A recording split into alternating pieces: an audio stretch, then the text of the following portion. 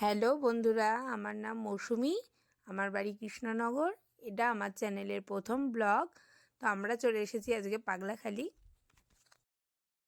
তো আশেপাশের সব দোকানঘাট দেখতে দেখতে চলে আসলাম। দেখো, পাগলা বাবার মন্দিরে এসে তো দেখি মন্দিরে প্রচণ্ড ভিড়, ঠাকুরই দর্শন করা যাচ্ছে না। তবু ভীষণ কষ্টে ভিতরে ঢুকলাম।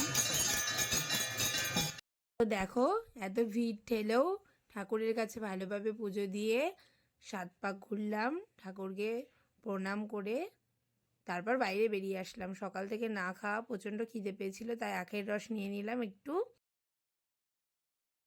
তো পাশেই দেখো মুড়ি, চপ, বেগনি বিক্রি হচ্ছে, তাই লোভ আর সামলাতে না পেরে নিয়ে নিলাম মুড়ি আর চপ। তো দেখো বন্ধুরা, এখানে কত দোকানপাট বসেছে। তো আমরা দোকানপাট দেখতে দেখতে চলে আসলাম। পাশে একটি ঘাট রয়েছে, ওই ঘাটে। তো ঘাটের পাশেই কিছু দোকান ছিল, আমরা সেই দোকানে গেলাম। দোকান থেকে কিছু কেনাকাটা করলাম। এই দেখো, আমি একটা কোটো কিনেছি, আমার বান্ধবী একটা কোটো কিনেছে। তারপর আমার ছেলের বায়না তো জানোই, যেখানে যাবে সেখানে বায়না। তো আমার ছেলে একটা বল কিনে নিল। তো দেখো, এবার মন্দিরের কাছে চলে এসেছি। এখন সবার প্রায় পুজো দেওয়া হয়ে গেছে, মন্দিরও ফাঁকা হয়ে গেছে।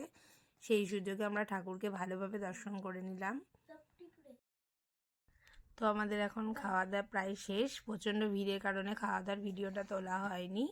তো আমরা এখন চলে এসেছি। দেখো, পাশেই নৌকা বাঁধা রয়েছে নদীতে। আমরা এখন নৌকা চড়বো একটু।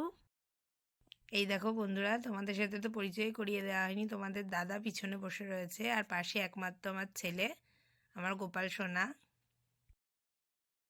তারপর দেখো, নৌকায় চড়তে চড়তে একটু জল দেখলে ঢং করতে ইচ্ছা করে, তো একটু ঢংও করে নিলাম জল নিয়ে। তারপর নৌকায় থেকে নেমে পড়লাম আমরা।